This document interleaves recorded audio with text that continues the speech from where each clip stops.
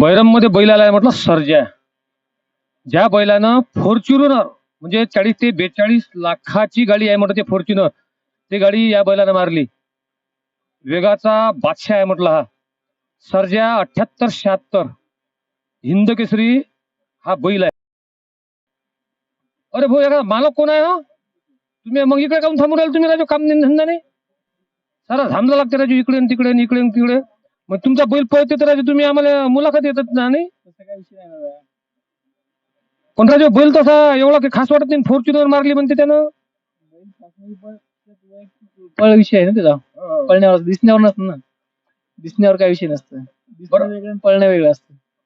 हो, ज्या दिवशी तुम्ही म्हटलं फॉर्च्युनर मारली त्या दिवशी तर म्हटलं मजा मजा असेल जरा.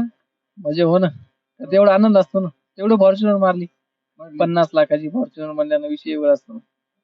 तुम्ही गाव कोणतं तुमचं मग? आमचं गाव दांडेगाव, तालुका पूर्णा, जिल्हा हिंगोली. शिक्षण शिक्षण माझं BSc ॲग्री झालेलं आहे. का हो, आता कॉलेजमध्ये बा तुम्ही जाताना समजा ज्या दिवशी तुमच्या बैलानं फॉर्च्युनर मारली त्या दिवशी म्हटलं मग तुमच्या काही जुन्या प्रेयसी असतील त्याचे फोन आले असतील ना? नाही तसं नाही, आमचं कॉलेजमध्ये रेग्युलर नाही आमचं, त्याच्यामुळे प्रियसी पण काही नाहीत. आमचं मुक्तमध्ये, कारण इकडंच आमचं रेग्युलर असतं पटामध्ये. कारण 12 आम्ही पुण्याला असतो आणि इकडं शंकरपटातच असतो सारखं. तरी पण म्हटलं सर, आता आमच्या सारख्याला सरजा आम्ही इतक्या दुरून आलो तरी एखादी असेल ना? सर्व ते काय आता सांगू शकत नाही आपण. म्हणजे बरं बरं ते जाऊ द्या. समजा असली तर जेव्हा तुम्ही सर्वात मोठं मैदान मारलं त्यावेळेस मला माहिती आहे आईला फोन करता पहिल्यांदा तुमच्या आवडत्या व्यक्तीला फोन केला. त्या आवडत्या व्यक्तीनं तुम्हाला त्यावेळेस काय म्हटलं? नाही, तिथं फोन करायचा संबंधच नव्हता, कारण नेटवर्कच नव्हते त्याच्यामुळे फोनच केला नाही. म्हणजे म्हणजे नेटवर्क असतं तर नक्की तुम्ही फोन केला असता. फोन केला असता पण घरी केला असता. बरं नंतर समजा फोन केला तर काय म्हणे मग? शुभेच्छा द्या, दुसरं काय विषय. आवडत त्यांना पण आनंद झाला. बरं आपला बैल किती वर्षाचा आहे? आपला बैल एक 3 वर्षाचा आहे, 2 दात आहे. 3 वर्ष, अंदाजे वर्ष. कोणत्या खांदी पडतो हा? आपला जास्त करून उजवी पळतो, पण पब्लिक ठाम असेल तर डावी पण पळतो. बरं हा बैल कोणत्या कोणत्या पटात पडतो आता? आपला बैल राजो मी बुडा झालो का नाही, तू जेव्हा तुम्ही जेव्हा राजा म्हणजे खाली जर बसलो तर आपला बैलही दिसते आणि आपणही दिसतो. मी हा घरचा एक असा विकत घेतला होता. एक विकत घेतला आता, 1.5 वर्ष झाले. 3.5 लाख रुपयाला विकत घेतला होता. 3.5 लाख रुपये 42 लाखाची फॉर्च्युनर घेतली बाबा त्यानं. बरं याची जोपासना कशी करता तुम्ही? जोपासना म्हणजे आता त्याला डेली 2 टाइम दूध, प्रति बदाम वगैरे हे असं सगळं मेंटेन असतं टायमाला टाइम. बरं हा बैल पळणार हे तुम्हाला कधी माहित पडलं? म्हणजे पळणार म्हणजे कसं, हे बैल नाशिक भागात घोड्यामध्ये पळत होता. तिकडून पळताच घेतला होता आम्ही. चांगला पळत होता. तेव्हा पण एवढा गती नव्हता, पण कमी होता. पण भविष्य चांगलं होतं, कारण आदत बैल होता. त्यानुसार घेतला होता बघून. बरं ही परंपरा तुमच्या घराण्यात आहे काय? परंपरा आजोबापासूनच आहे. एक जुना नाद आहे आमचा. तुमचा जुना नाद आहे. आतापर्यंत आलेल्या बैलात सर्वात तुमच्या आवडीचा बैल कोणता आणि तुमचा आवडीचा धुरकरी कोणता? आमचा आवडीचा धुरकरी म्हणजे आमचे नागोराव हिंगोली. दुसरे पण आहे ड्रायव्हर खूप चांगले, पण आमचे सध्या तर नागोराव हिंगोली तेच आवडीचे आहेत. आणि बैल आवडीचा म्हणलं तर बैलगाडी क्षेत्रात आम्हाला आवडतो बकासूर बघा. तुमचा आवडता बैल. दुसऱ्याच्या बायकोची तुम्ही प्रशंसा नका करू. स्वतःच्या बायकोचं काय आहे तर तुमच्या बैलाच्या बाबतीत मी मुलाखत घ्याल, तुम्ही तुमच्या बैलाच्या बाबतीत सांगा. आमचा आवडतीचा बैल माझा बघा, एक वैयक्तिक याच्या आधी एक गरुडा नावाचा बैल होता, तो एक आवडतो, आणि त्यानंतर सर्जा. सर्वात जास्त बक्षीस तुमच्या कोणत्या बैलांना मारली? सर्वात जास्त आधी पण होती, पण आता 1-1.5 वर्ष झालं सारखा रुटीन मध्ये 1 नंबर मध्ये बैल पळतो सर्जा. आतापर्यंत या बैलाने कोणते कोणते पट मारले? आतापर्यंत गेल्या वर्षी पण या महिन्यात 1 नंबर केला होता. यावर्षी पण आशा आहे इथे 1 नंबर करेल.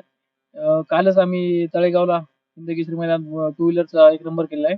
श्रीनाथ केसरीला 1 नंबर केला होता. असे खूप सारे, म्हणजे कमीत कमी 50-60 1 नंबर असतात आमचे.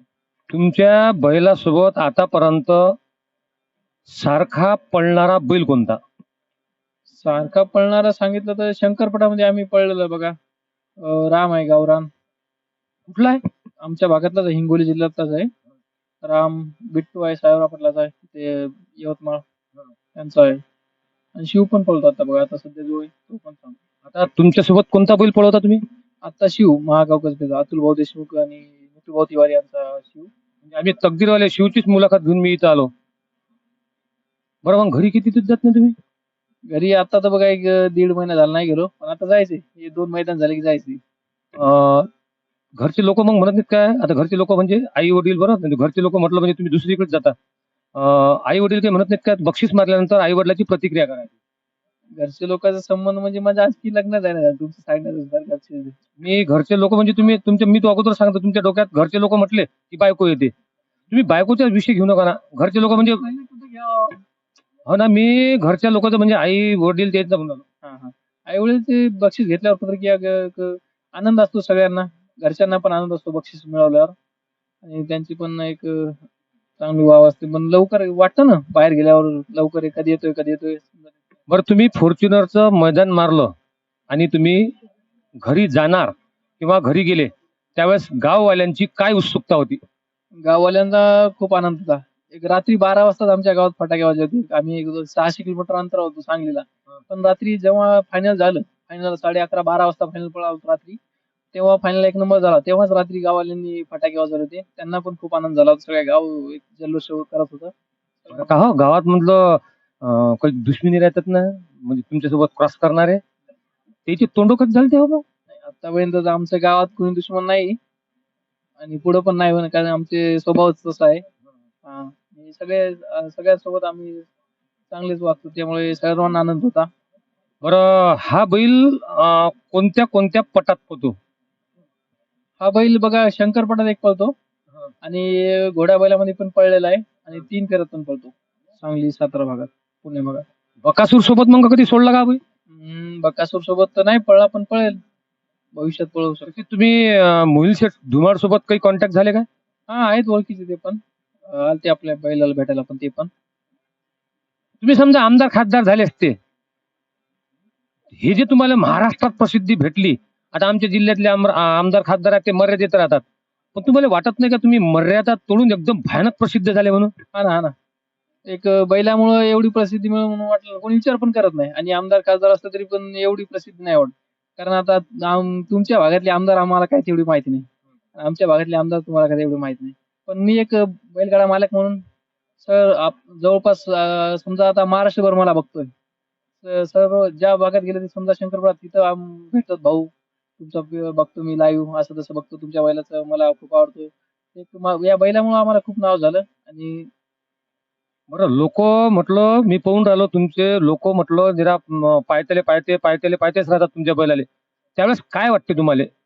नाही एक बैलानं एवढं नाव केलं आणि बैलाच्या हाती असल्यामुळे एक आनंद होतो. एक वेगळाच मनामध्ये म्हणजे आनंद वेगळाच असतो. सांगता येत नाही ना शब्दामध्ये व्यक्त करू शकत नाही आपण. बरं का हो, आता समजा तुमचं लग्न पाहुणे घेऊन पाळले जातील पाहुणे पाहिले जाताना मग तुम्ही काय सांगसान की आमच्या सर्जा बैलाचं म्हणजेच माझी सर्व्हिस आहे म्हणून? नाही तसं तर नाही होणार कारण आपण सारखं याच्यामध्ये नाही राहू शकत. आपण फॅमिली बिझनेस आपला आता कृषी ॲग्री झाली आहे माझा आणि शेती पण आहे.